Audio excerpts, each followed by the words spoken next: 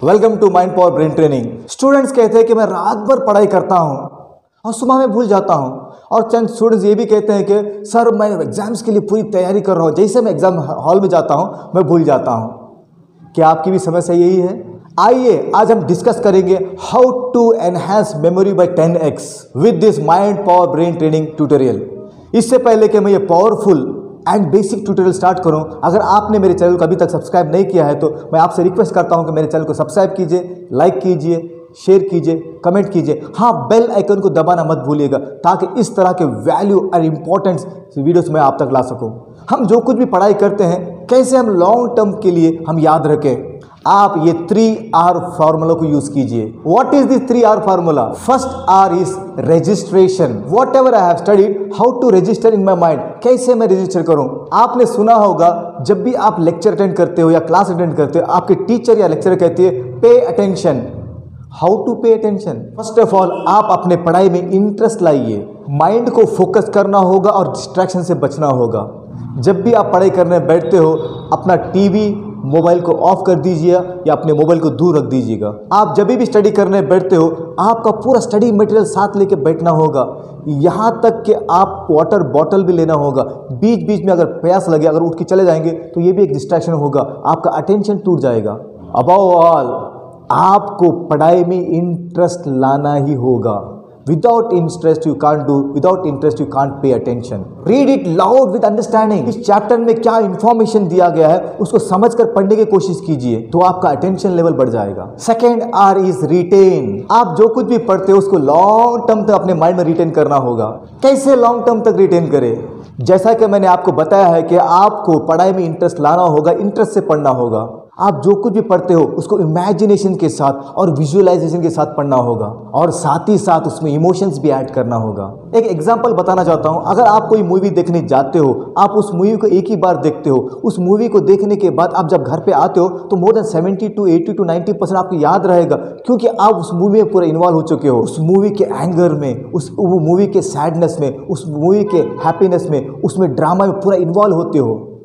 Emotions create होता है, वो इमोशंस क्रिएट होता है तो वो पूरी मूवी आपके माइंड में रिटेन करती है। आने के बाद आप अपने फ्रेंड्स को पूरी स्टोरी बोलते हो, पॉइंट बाय पॉइंट बोलते हो। क्या आपने उस मूवी को बाय हार्ट किया? नहीं, सिर्फ एक बार देखा तो वो पूरा आपके माइंड में रिटेन हो गया। ठीक उसी तरह से जब आप पढ़ने बैठते हो उस टेक्स्ट में, उस चैप्टर में आप अपने आप को इन्वॉल्व करना होगा। वो जो कुछ भी टेक्स्ट दिया गया है उसको इमेजिनेशन करना होगा, विजुअलाइजेशन करना होगा, और वहाँ जो पूरी लिखा है उसके अकॉर्डिंगली आपको इमोशंस को ऐड करना होगा। तब जाके वो चैप्टर आपके माइंड में रिटेन हो जाएगा। इसी तरह से बहुत से टेक्निक्स है, आने वाले वीडियो में मैं एक एक करके टेक्निक्स बताए जाऊंगा। आज सिर्फ मैं बेसिक्स पे बात कर रहा हूँ। Third R is recall.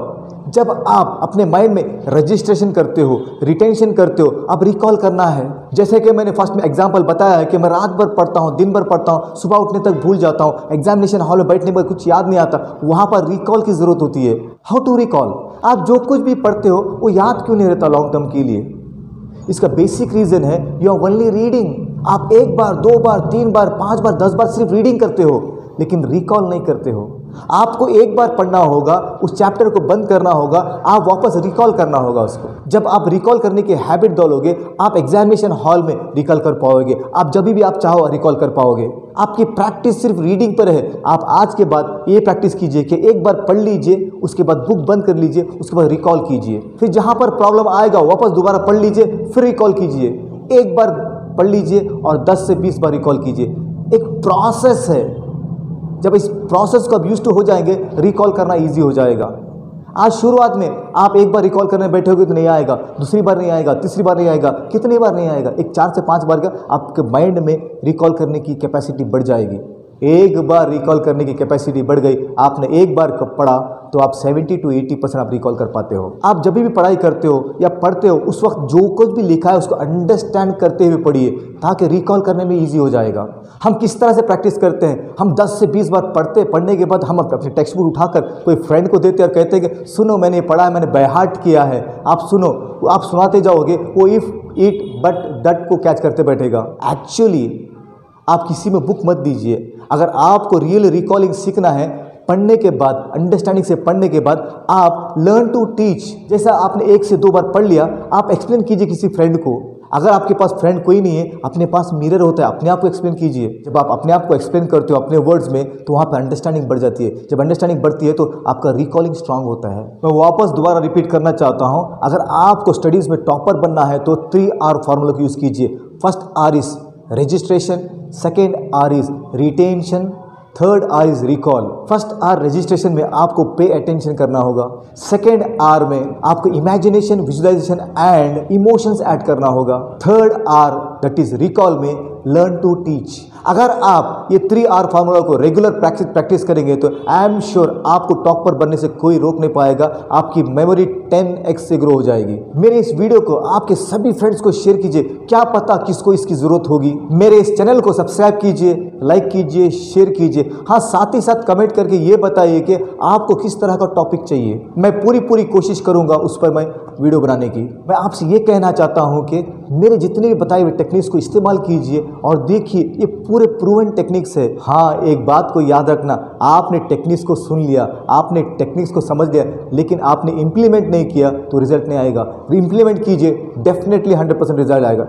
Thank you very much, all the best, do the best, be the best and rock it.